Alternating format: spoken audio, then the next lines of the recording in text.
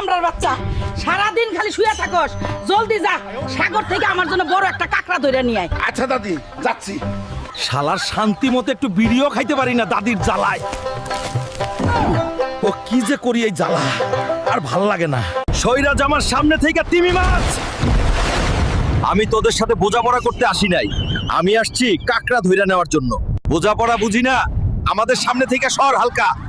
আমি তোর সামনে থেকে সরবো না, তোরা আমার সামনে থেকে সরবি। তুইও কি আমার সাথে বোঝাপড়া করবি নাকি ভালোই ভালোই আমার সাথে যাবি? না হালকা ভাই, চলো।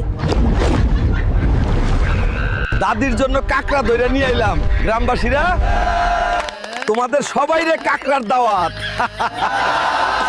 এই যে নাও দাদি, তোমার কাকড়া। জমায়া রান্না করো তো দেখি, আর গ্রামবাসীদেরকেও দাওয়াত দিছি। ওদেরকেও একটু দিও। এই যে ধামড়ার বাচ্চা, তুই সারা জীবন ধামড়া